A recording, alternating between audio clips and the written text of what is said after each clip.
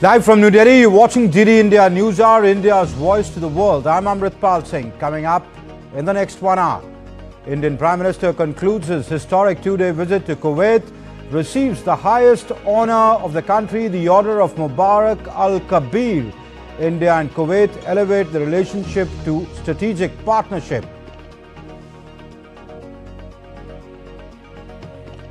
Russian President Vladimir Putin vows more destruction to Ukraine after drone attacks on Russia's Kazan.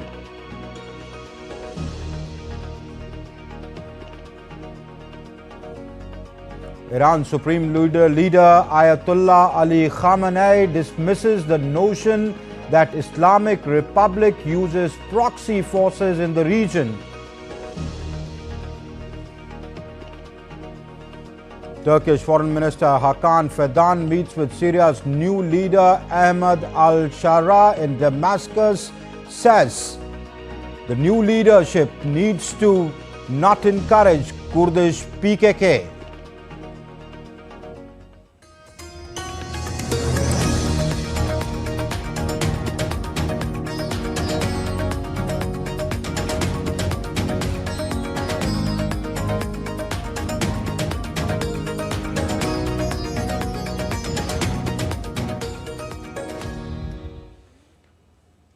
After concluding his historic two-day visit to Kuwait, during which he strengthened India's ties with the Gulf nation, Prime Minister Narendra Modi is on his way to India. In a special gesture, Kuwait's Prime Minister personally came to see off Prime Minister Modi at the Kuwait City airport.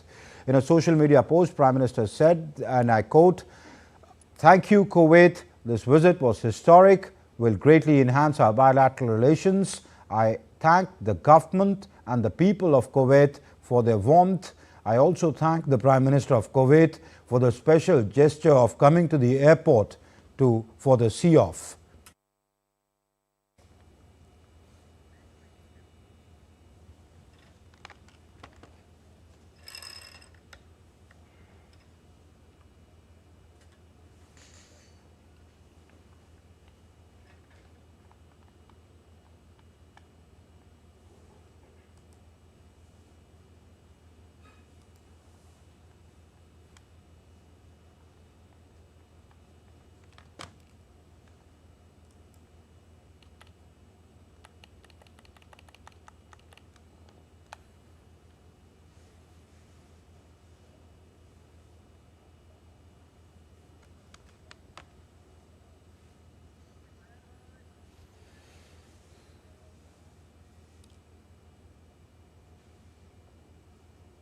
Prime Minister Narendra Modi's historic two-day visit to Kuwait featured several significant moments that greatly enhanced bilateral relations. The visit, the first by an Indian Prime Minister in over 40 years, included interactions with the Indian Diaspora and the Kuwaiti leadership.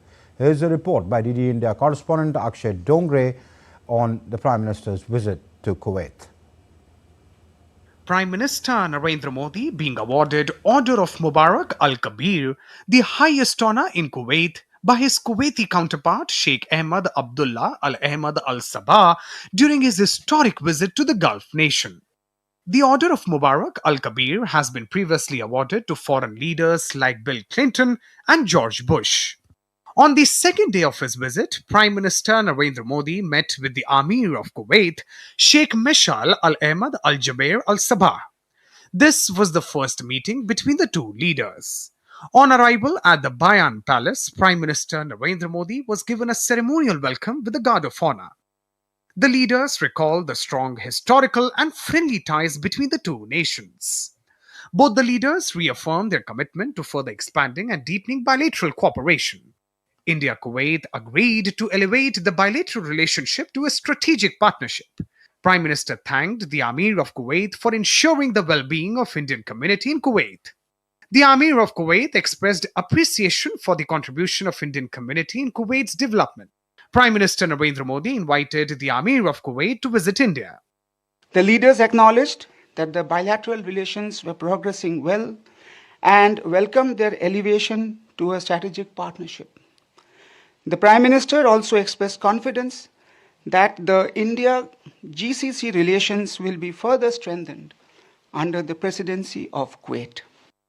PM Modi also held bilateral discussions with Crown Prince Sabah Al Khalid Al Sabah and the Prime Minister of Kuwait. During the visit of the Prime Minister, India and Kuwait deepened their relationship by signing of several MOUs, including MOU between India and Kuwait on cooperation in the field of defense, Cultural Exchange Program or the CEP between India and Kuwait for the years 2025 to 2029, Executive Program or EP for cooperation in the field of sports from 2025 to 2028, and Kuwait's membership of International Solar Alliance. The International Solar Alliance, Kuwait becoming a member, collectively covers the deployment of solar energy and addresses key common challenges to the scaling up of use of solar energy to help member states develop low carbon growth trajectories.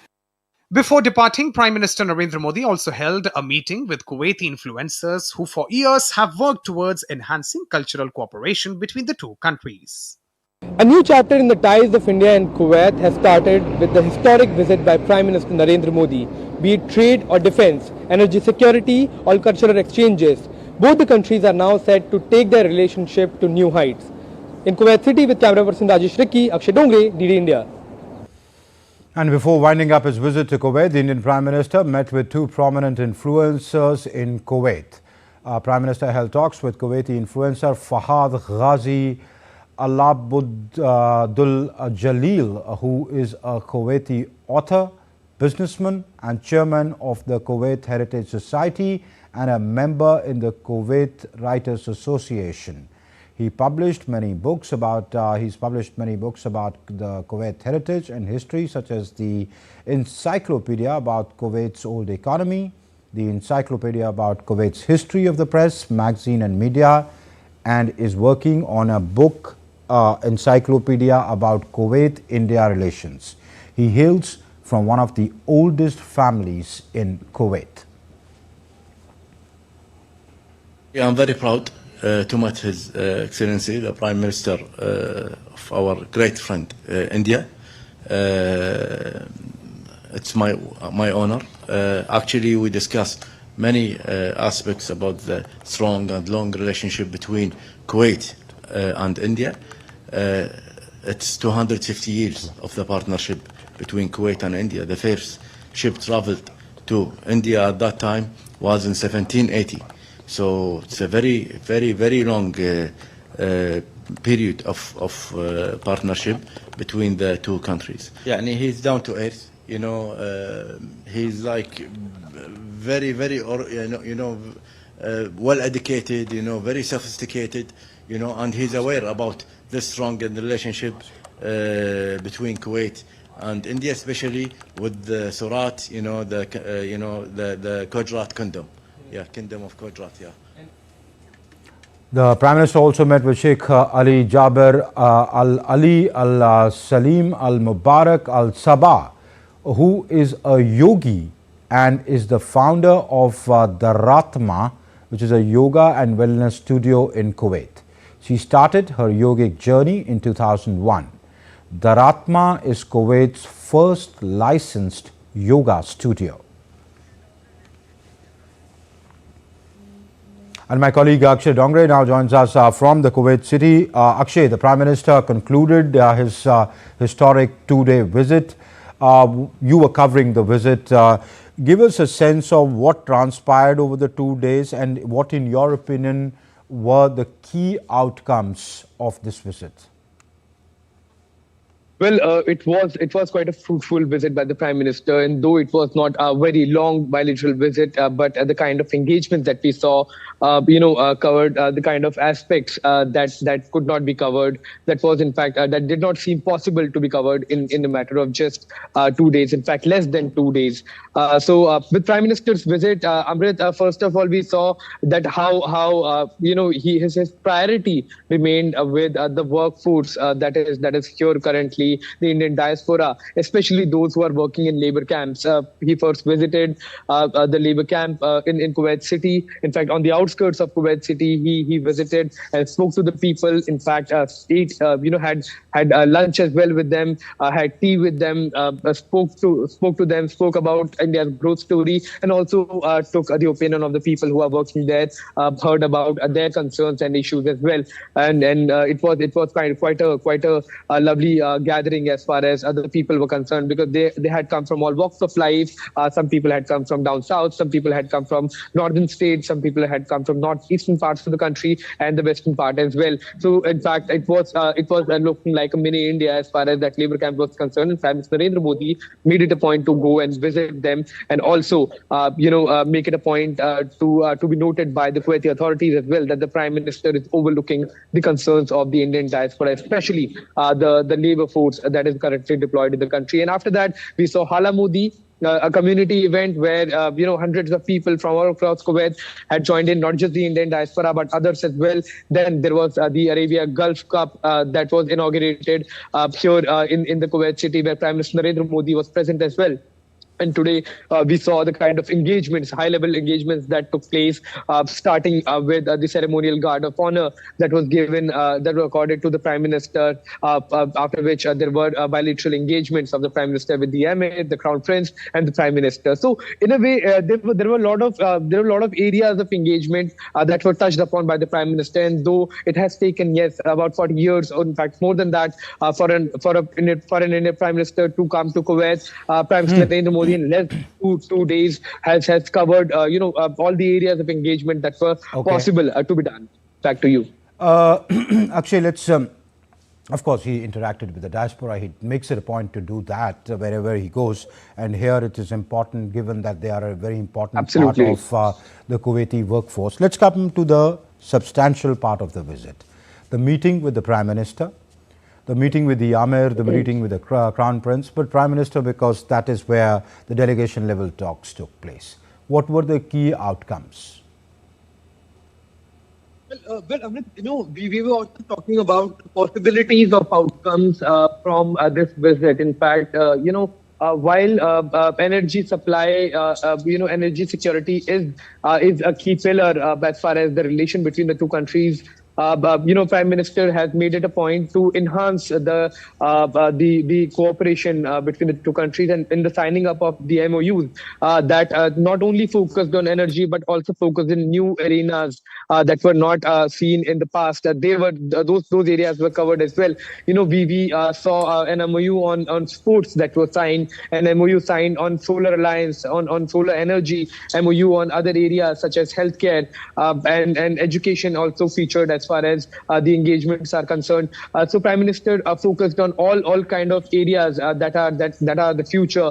There were all kind of engagements that took place as far as both the countries are concerned in the defense sector as well. That is quite an important sector for both the countries when it comes to the maritime security and trade, because when it comes to the relation between the two countries, the first and foremost relation is that both are sea neighbors, both are connected by a region sea, and that is why both also share the kind of threats that they have. But the pact on defense and cooperation on defense is going to be a key focus area. Both have also elevated, India and Kuwait have elevated their partnership to a strategic one, and that is going to mean that both the countries are going to engage with each other quite a lot more than they have done in the past. So we can expect a new chapter. In fact, a new chapter has started in the relation between the two countries. We can expect both the countries and the leadership to engage on regular basis now, and to enhance their cooperation, to expand beyond what has happened in the past, beyond the energy needs. Yeah, so this agreement on defense cooperation will sort of institutionalize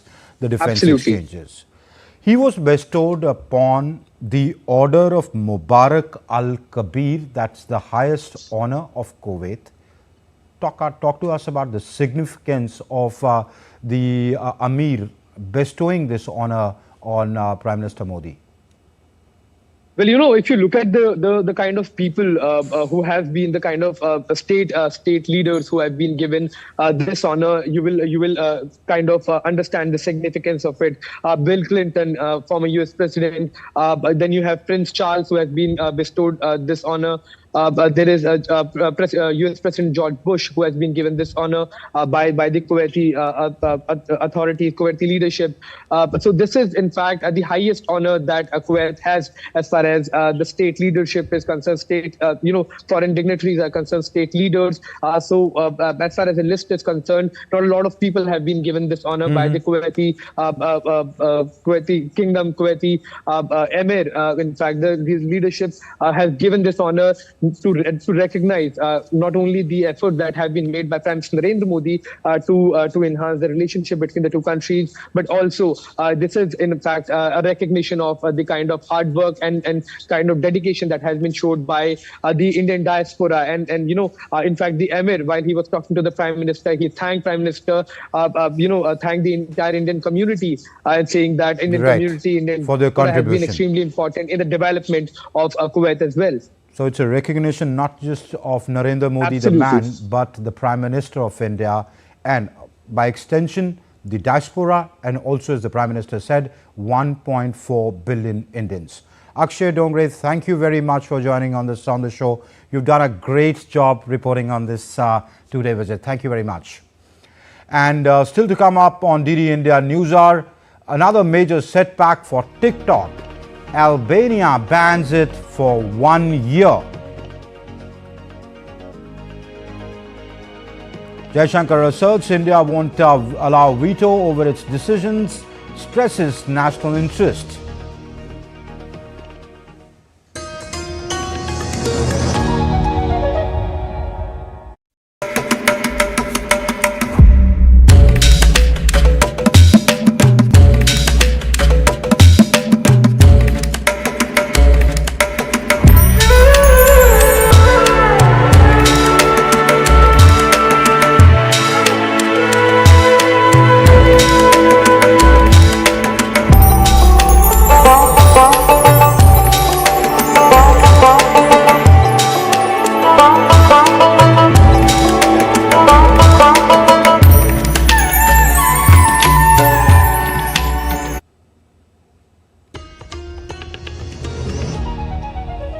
You're watching DD India News Hour. I'm Amritpal Singh. Tensions continue to escalate as Russian President Vladimir Putin now vows retaliation against Ukraine following a drone attack in Kazan. Meanwhile, Ukraine pushes forward with NATO aspirations. The European leaders warn of broader threats from Russia. Take a look. 2 days after the drone strikes on a high-rise apartment block in Kazan, Russian President Vladimir Putin has vowed to bring more destruction to Ukraine in retaliation. He warned whoever tries to destroy Russia will face many times more destruction themselves. Whoever and however much they try to destroy in Russia, they will face many times more destruction themselves and will regret what they are trying to do in our country. Earlier in the day, Ukrainian President Volodymyr Zelensky expressed optimism about Ukraine's NATO membership, calling it achievable. However, he acknowledged that the Kyiv must continue efforts to persuade allies to support its accession. Alliance for Ukraine is achievable, but it is achievable only if we fight for this decision at all the necessary levels. Meanwhile, during a meeting with leaders from Italy, Sweden and Greece, along with the EU Foreign Affairs Chief in Finland, Italian Prime Minister Giorgia Meloni said Russia poses a significant threat to European Union security. We have to understand the threat is much more wide than we imagine. Okay? It's about our democracy. It is about influencing our public opinions. Tackling the issue of illegal immigration solely as a solidarity-based debate was a mistake, in my opinion, as this matter is precisely a matter about security. The result is that we have been unable to defend our external borders, and we have put our internal freedom of movement at risk. On the ground, Russian forces on Saturday captured 2 Ukrainian villages in Kharkiv and Donetsk regions. At the same time, Ukraine's air defenses successfully shot down 52 of the 103 Russian drones launched overnight, underscoring the intense and ongoing conflict. Amish Mahajan's report for DD India. Albania has announced a one-year ban on TikTok, the popular short video app, following the killing of a teenager last month that raised fears over the influence of social media on children. Rahul Upadhyaya reports for DD India. Albania's Prime Minister has announced the government intends to block access to TikTok for 1 year after the killing of schoolboy last month raised fears about the influence of social media on children. Albanian Prime Minister Edi Rama declared his government would shut down social network TikTok for at least a year from 2025. Proposed ban would start in January. Meanwhile, TikTok said it is seeking urgent clarifications from the Albanian government about the proposed ban. As per media report, the social media platform had found no evidence that the person who allegedly stabbed the 14-year-old boy or the victim himself had TikTok accounts. Countries like India have already implemented a nationwide ban on TikTok. It is also blocked in Iran, Nepal, Afghanistan, and Somalia. TikTok is also fighting against a law passed by the US Congress, which would ban the app from 19th of January unless it is sold by ByteDance, its Chinese parent company. The US government is taking action against the app because of what it says are its links to the Chinese state. Rahul Upadhyaya's report for DD India. Person has emerged as a significant influencer, wielding considerable power alongside US President-elect Donald Trump. Trump as a co-head of a project to cut government costs. Musk helped lead opposition online to a government funding bill that would have included the Chinese investment restrictions. Take a look at this report.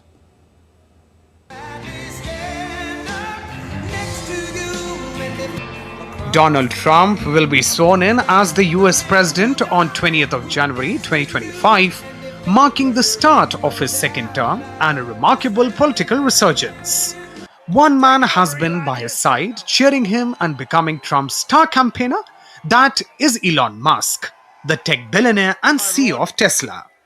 Musk, who had previously described himself as half Democrat, half Republican, began hitting out at US President Joe Biden and his administration over their policies soon after he was elected.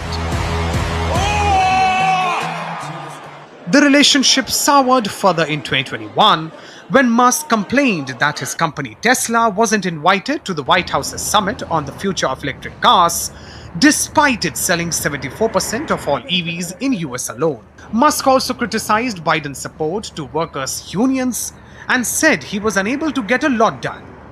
Before Donald Trump was voted to power in 2016, Musk slammed the Republican and said he was not the right guy for the job.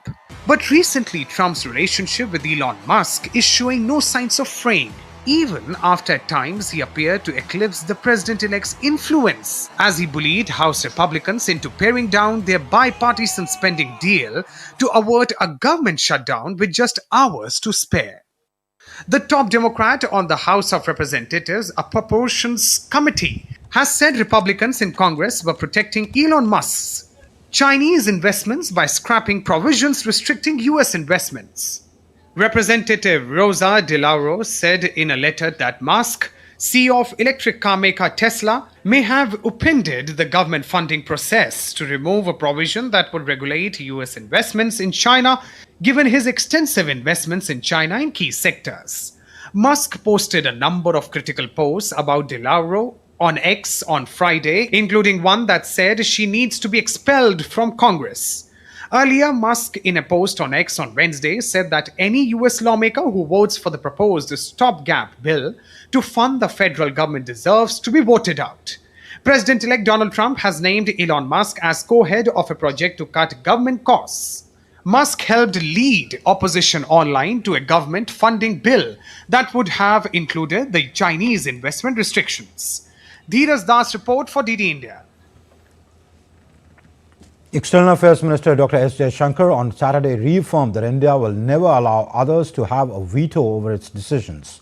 Speaking virtually at an event in Mumbai, Jaishankar emphasized that India will act in the national interest and for global good without succumbing to external pressure to conform. It is the deep inherent unity of our existence that has allowed diversity to flower in our land. This should never be misportrayed as a negotiation between parts that are actually so integral. Nor can our great nation be projected as an idea. On the contrary, it is a timeless reality and an enduring feature in a changing world. Independence should also never be confused for neutrality. We will do whatever is right in our national interest and for global good without being intimidated to conform.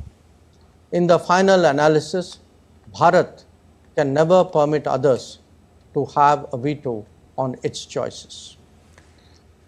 India's Foreign Secretary Vikram Misri visited the newly built Civil Service College, which is a part of India's ongoing capacity building cooperation with Mauritius. The Civil Service College, which is another milestone in robust development partnership between India and Mauritius, will serve as a center of excellence in public administration in Mauritius.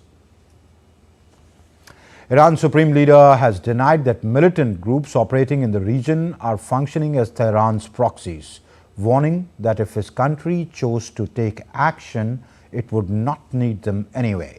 On the other hand, Israeli Defense Minister said that Hezbollah can no longer protect Iran after Israel took action against it. In political development, Turkey's Foreign Minister Hakan Fidan met with Syria's de facto leader Ahmad al-Shara in Damascus. Fazel Ahmed reports.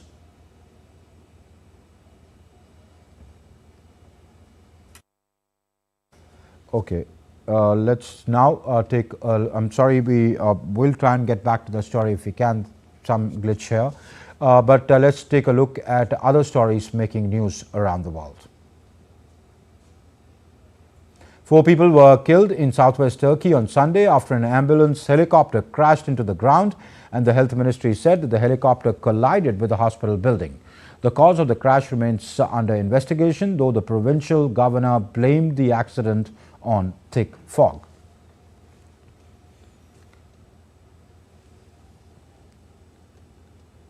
At least 13 people died and several others were injured during a food distribution event in Nigeria's capital Abuja and another city called Okija. In both incidents, the victims include mostly women and children who were trampled upon while receiving the gifts distributed by the church. Participants with winning prizes celebrated with cheers and hugs in Spain's traditional Christmas lottery draw at Madrid's Royal Theatre on Sunday. The children of St. Ildefonso school called out the winning numbers along with the prize money. The top prize of the lottery reached $2.83 billion this year, also famously known as El Gordo. The draw takes place annually on the 22nd of December since the year 1812. Ahead of the Christmas day, Santas dressed in their red outfits participated in the annual Christmas regatta in Venice's canals on Sunday. As part of Venice Lights Up Christmas program, the event featured Christmas-themed decorated traditional Venetian boats.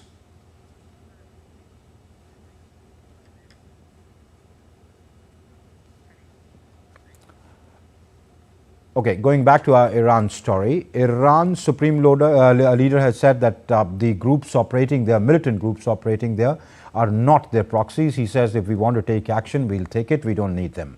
There are other developments happening there in the West Asia. Let's take a look at that. Iran's supreme leader Ayatollah Ali Khamenei denied that militant groups around the region function as Tehran's proxies, warning that if his country chose to take action, it would not need them anyway. The Islamic Republic does not have a representative force. Yemen fights because it has faith. Hezbollah fights because the power of faith brings it to the field. Hamas and Jihad fight because their belief forces them to do so. They do not represent us. If we want to act one day, we don't need a proxy force. On the other hand, Israeli Defense Minister Israel Katz, who visited troops in southern Lebanon, said that Hezbollah can no longer protect Iran as Israel had acted to eliminate this threat. The Israeli Defense Minister visited troops in southern Lebanon to conduct a situation assessment and oversee security arrangements in preparation for the next stages of implementing the ceasefire agreement with Hezbollah. Hezbollah can no longer protect Iran. It cannot threaten Israel. We have acted to eliminate this threat, and we will continue to do so in the future.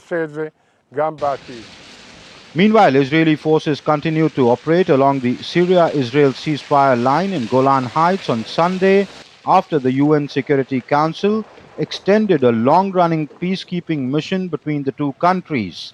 The UN mission was extended for 6 months, and the Security Council expressed concern that military activities in the area could escalate tensions. In Syria, new rulers have appointed Murhaf Abu Qasra, a leading figure in the insurgency which toppled Bashar al-Assad, as the defense minister in the interim government. Turkey's foreign minister Hakan Fidan met with Syria's de facto leader Ahmed al-Shara, also known as Abu Muhammad al-Jolani, in Damascus. Photographs and footage shared by Turkey's foreign ministry showed Fidan and Shara hug and shake hands. Fuzail Ahmed's report for DD India. And still to come up on DD India News Hour, a discussion with a special guest on the key outcomes of the just concluded visit of Prime Minister Narendra Modi to Kuwait.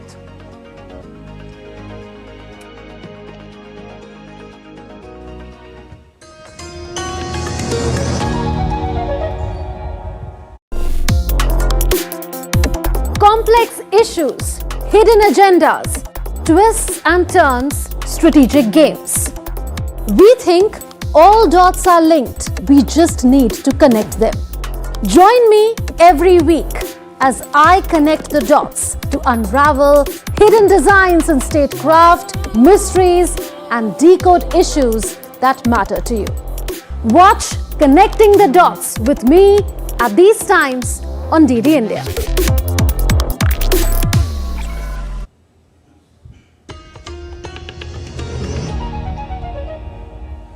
You're watching DD India News Hour. I'm Amritpal Singh. And Ambassador Mohan Kumar, former senior diplomat, joins us on the show on the Prime Minister's just concluded visit to Kuwait. Thank you, Ambassador Kumar, for taking our time. My first question, why is this visit important? Why wouldn't an Indian Prime Minister visit a key Gulf country for 43 years? Why now? And what is the significance of this visit? So thank you very much for having me. And I think those are a series of very important questions.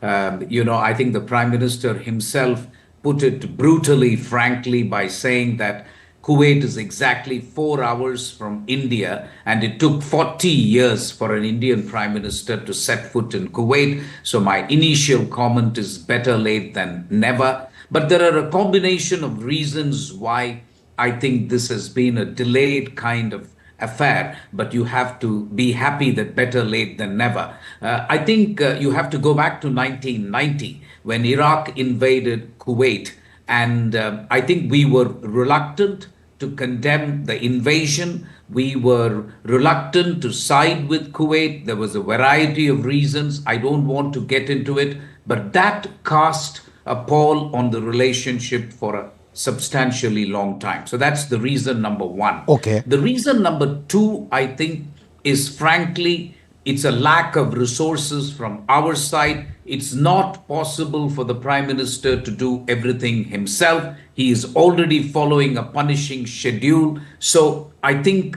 there was the moment which was right at this time for the establishment of a strategic partnership. So while I agree with you that we have lost considerable time, I think it's better late than never. I'm particularly pleased that we have chosen to elevate the relationship to a strategic partnership, because as you rightly hint in your question, why wouldn't you want a strategic partnership with a country with which you have a $10 billion trade, a country which invests 10 billion US dollars in your economy, the sixth largest crude oil supplier to your country, and a country which hosts 1 million people who are Indian passport holders? So it beggars belief that we took such a long time. But Amritpal, we just have to be grateful that we have done it now. And I think it's fantastic that the Prime Minister has chosen to go at this time. He has got the highest award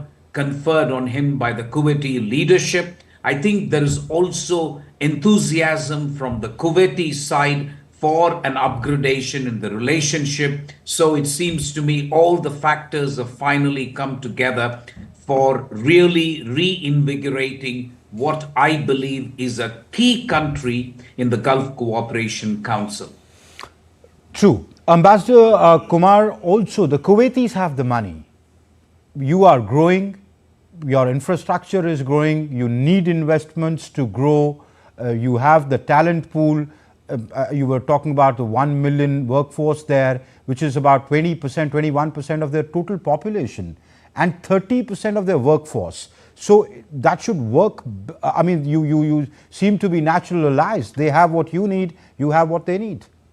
Oh, absolutely, without a doubt. In fact, the Prime Minister made a reference to it when he said that Viksit Bharat from India actually ties in with the new Kuwait program of 2035. There is a program, or there is a plan that has been announced by the Kuwaitis saying that by 2035, they want to do a series of things. Just to give you two examples. For example, they want to be a hub for trade and investment.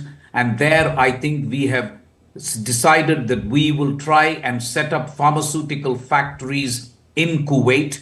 Kuwait will set up food parks in India, and Kuwait will also try to invest in IT and energy sectors, so that in energy, instead of a buyer-seller relationship that we have had up until now, the idea is to promote investments so that both upstreaming and downstreaming can be done in India, and we can discuss the possibility of Kuwait playing an important role in India's strategic petroleum reserve. So you are quite right. There is so much of synergy now between the two countries. Also bear in mind that India has just begun to take off now economically in terms of investment, in terms of economic growth. That is also a factor for Kuwait. Kuwait has put on record that India has made decisions to make investment easier.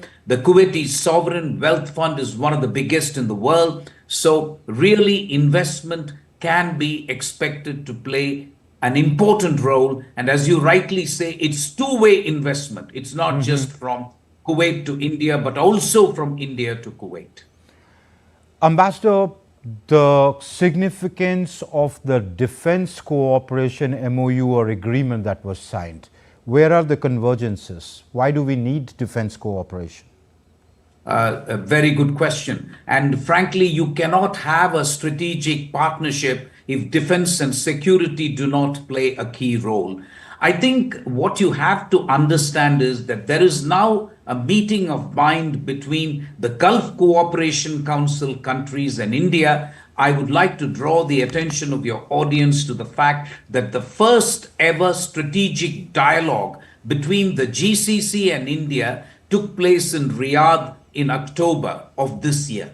So that is the first point I would like to make. The second point is Kuwait itself is extremely concerned about what is happening in the region. They would like to join hands with like-minded countries like India and try to do things like joint exercises, military training, and even supply of defense equipment. So those are the three key areas that we have mentioned when we have signed the MOU on defense. And in all these areas, There are synergies between the two countries. It's well known that India can train military personnel. We do military training for a number of countries, and Kuwait will be added to that list.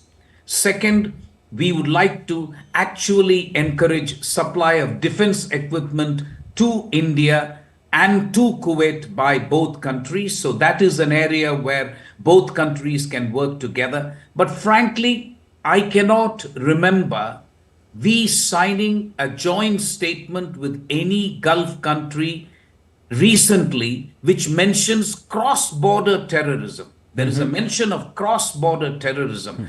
10 years, 15 years ago, a country in the GCC would have completely, refused to sign a joint agreement, joint statement, if there was cross-border terrorism. But the fact is, the world has changed so much, and there is so much of commonality in the view on terrorism between Kuwait and India that today it's almost as if normally the two countries are signing joint statements which talk of a common view on terrorism. So I would say that it is the common threats faced out of terrorism, the military exercises which can be done between the two countries, the training that we can provide. That is why it was thought fit to sign an MOU on defense. Okay. Ambassador Kumar, a country whose economy's fundamentals are based on fossil fuels, joins the International Solar Alliance when the Prime Minister of a founder country of the ISA visits. Is that a shift towards sustainable energy future? Absolutely. You hit the nail on the head. If you look at the Plan 2035 vision of Kuwait, one of the pillars of that plan is to reduce dependence on fossil fuels. Kuwait knows and realizes that oil cannot last forever.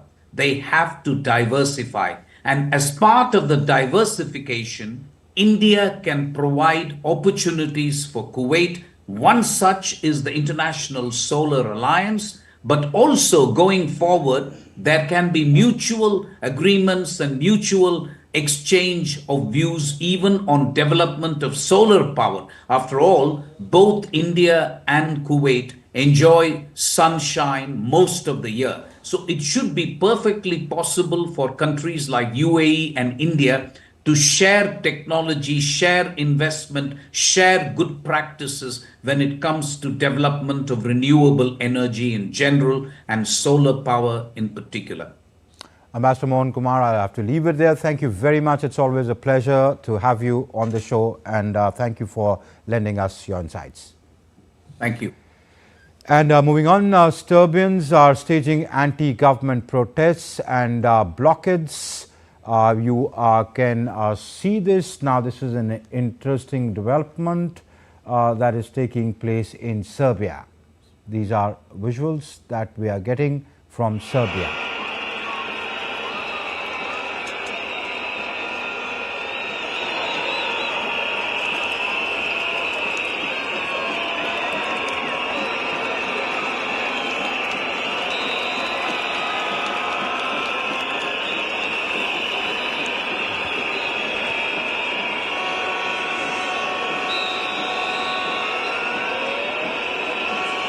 So these are, various groups of students and people from other protesters from other sections of society asking rollback of certain government policies.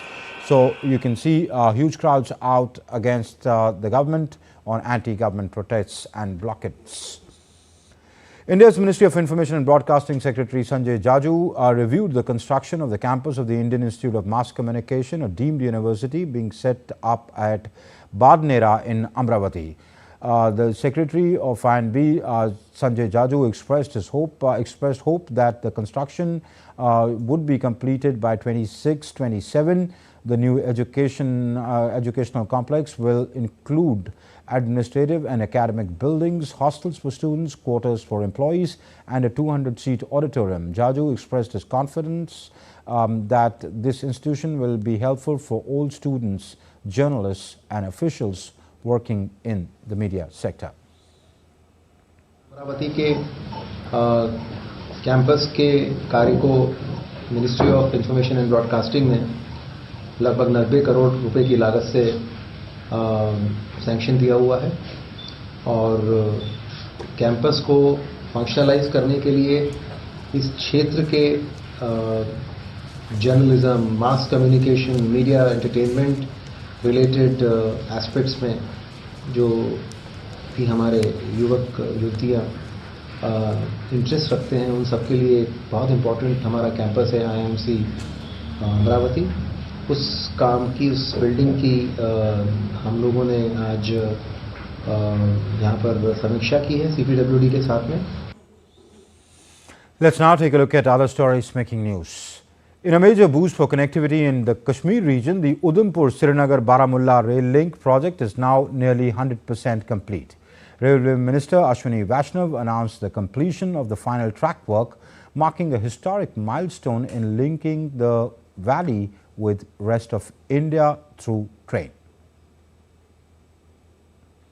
Fishermen caught a mega-sized swordfish weighing approximately 250 kilograms.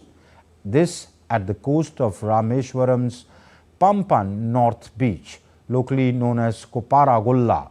The swordfish is an extraordinary catch for fishermen that attracted huge attention for fishermen and traders. 250 kilogram fish. As winter sets in, millions of migratory birds are making their way to Ahmedabad's Nal Sarovar bird sanctuary. Among the many species, flamingos, known for their vibrant pink feathers, have become a major attraction for tourists and photographers. And still to come up on DD India News Hour, the Indian Film Festival in Moscow honors Raj Kapoor's legacy.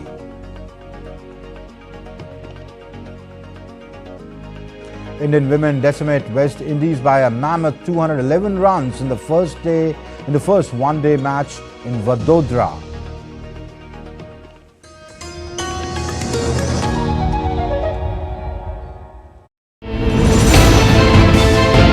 Geopolitics and trade deals. Economic challenges amid development. Hard work and the path to prosperity. It's the economy always. Between walkers, money is what money does and says. Supply creates its own demand. Between the bulls pulls and bears tears. When supply chains globalization and India rises to the podium. We'll get you centered with the economic brief at 8 p.m. every Thursday on DD India.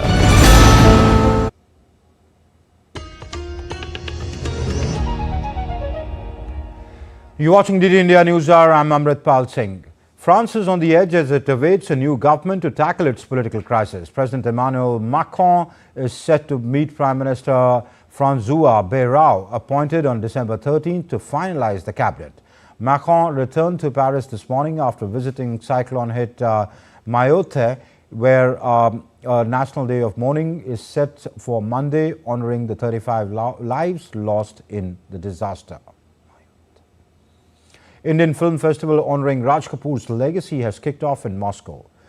Russian Times correspondent Anastasia Volodina reports from the event site.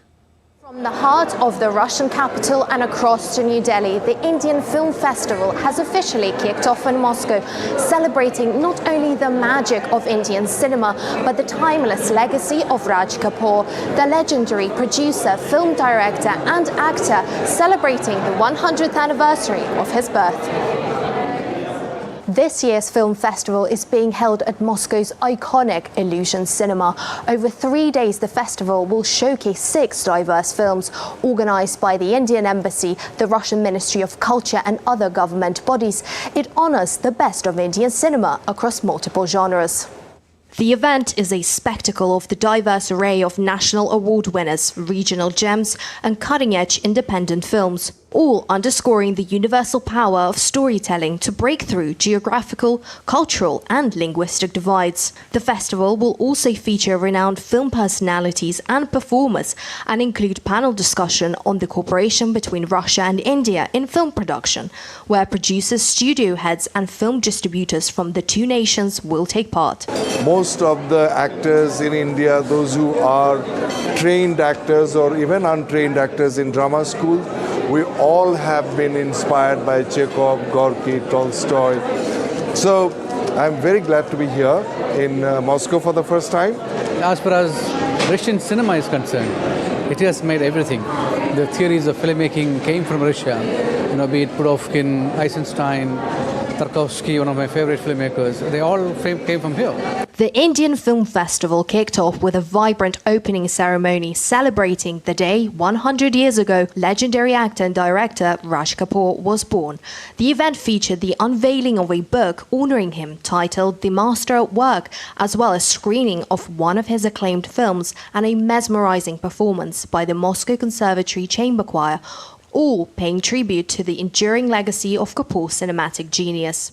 Raj Kapoor's films, with their emotional depth and unforgettable music, have resonated not only with audiences in India, but transcended cultural boundaries, as his distinguished roles and direction have left an indelible mark on the world. Indian movies have always been very popular in earlier Soviet Union, now Russia, and all Indian blockbusters, most of Indian movies are released here with Russian subtitles on a regular basis. A number of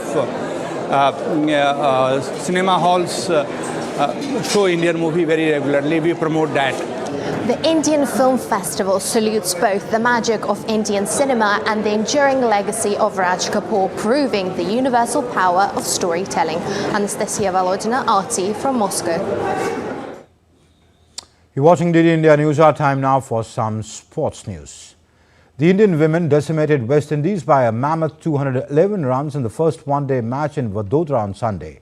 Batting first, India posted imposing 314 for the loss of 9 wickets in the allotted 50 overs. Smriti Mandhana was the architect of the innings. She struck a superb 91 and put up a 110-run partnership with Pritika Rawal for the opening wicket. Harleen Deol provided some substance through the middle, while Harmanpreet Kaur and Richa Ghosh led India's assault towards the back end.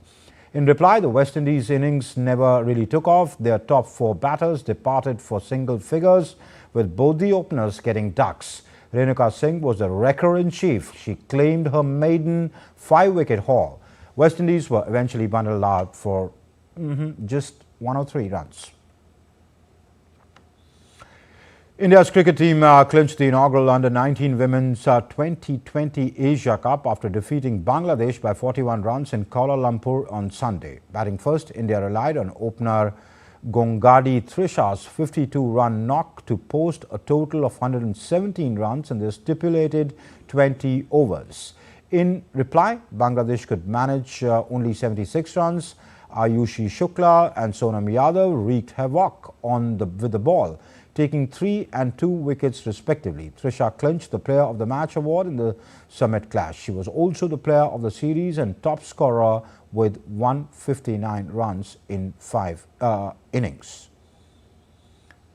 Indian pace bowler Akashdeep played down concerns over skipper Rohit Sharma's knee injury ahead of their 4th test against Australia starting on the 26th of December. The batsman was hit on his left knee during a practice session at the Melbourne cricket ground and looked in discomfort. The 37-year-old received care from a physiotherapist and had an ice pack strapped to his leg. The 5-match series is locked at 1-1 ahead of the Boxing Day clash. The Indian skipper has been struggling for form since returning to the team. India's public broadcaster Prasar Bharati has recently launched its OTT platform, which is called Waves. It provides complete infotainment ecosystem to digital media and OTT audience. If you also want great content for free, then download Waves today. And that's it in this edition of DD India News Hour. But do let us know your thoughts on the news of the day. For those on the go, you can get all the latest news and updates from India and across the world on DD India's mobile app. The app is available on both Android and iOS platforms. Scan the QR code on the screen to download now. We'll be back with more news when it breaks here on DD India. I'm Amrit Pal Singh for my entire team here. Thank you for watching. I'll see you in a bit. Bye-bye.